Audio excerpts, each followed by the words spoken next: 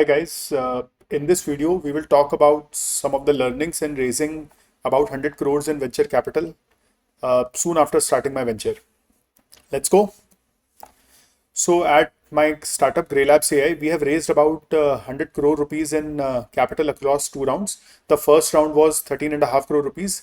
This was a seed round which was led by Z47, which was earlier known as Matrix Partners India. The second round was Series A round. This was of 85 crore rupees and it was led by Elevation Capital. Both rounds happened in about a year of starting Grey Labs AI. So how could we make it happen, right? This is a substantial amount of money we raised in a very short span of time. How? So this is the first lesson, which is chase customers and investors will chase you.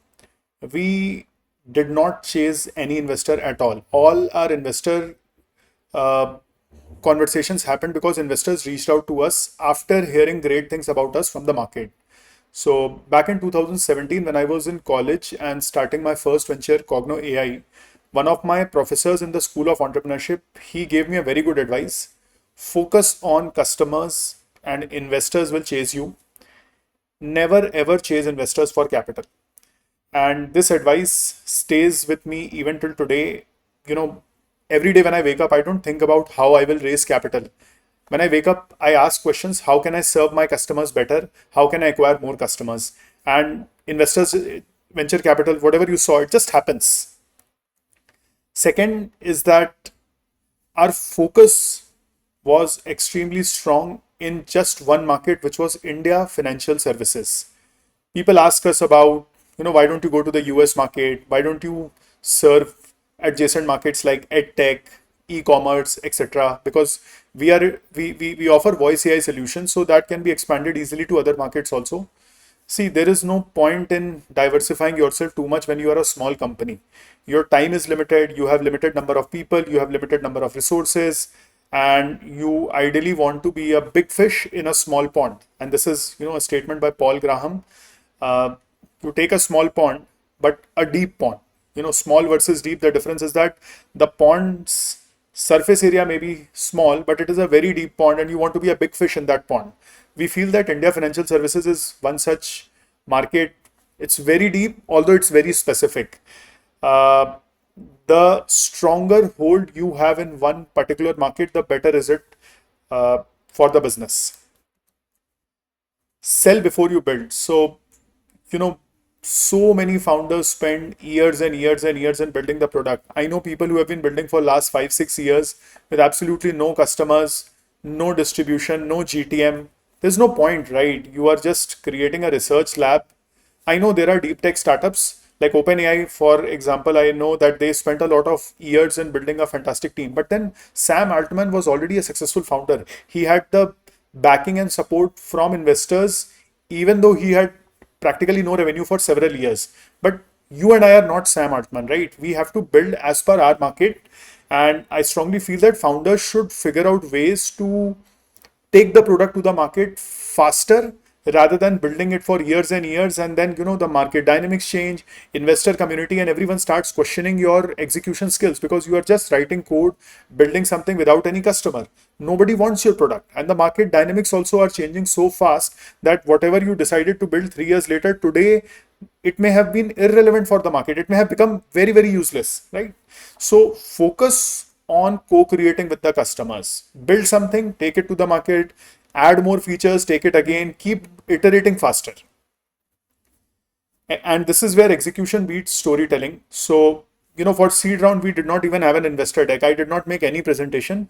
Pranay, who was the managing director at Z47, he was a friend. He reached out. He said, Aman, I know you and you guys are doing great job in the financial services space.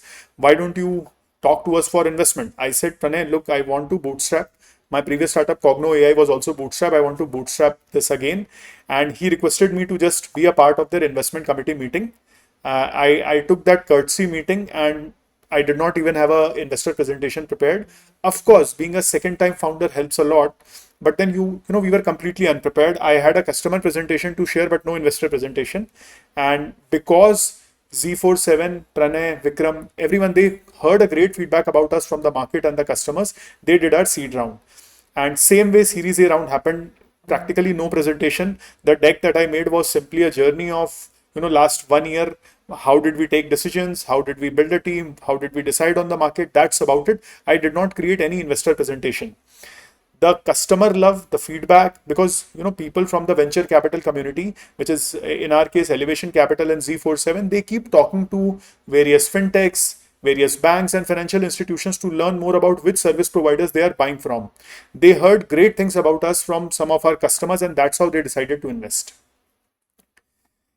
This is the most important point. Stay very, very capital efficient. Sorry, I was about to say capital inefficient, but yes, you know what I meant. Stay very, very capital efficient.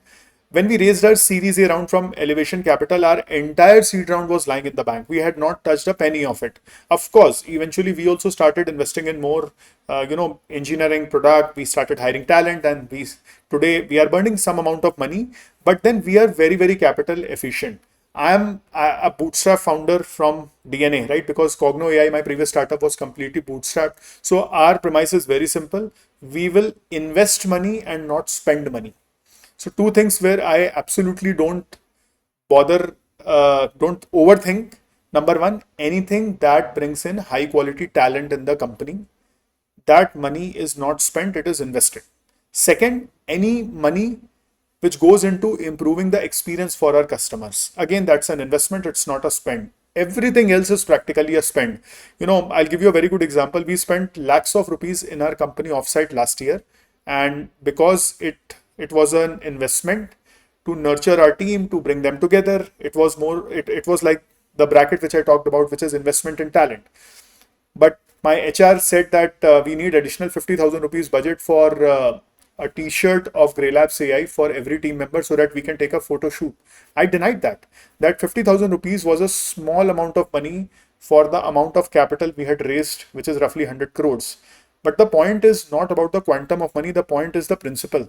The t-shirt will be a spend. It will not be an investment in the long-term growth and business of the company. So there is no point in doing it. And that brings to the last point, which is the best time to raise capital is when you don't need it. If you are being capital efficient and trying to build a business in a way that you don't need capital, investors will come to you, right? So I hope this video helps you raise capital for your startup also. Remember the thumb rule, focus on customers and not investors. Investors will chase you. Thank you.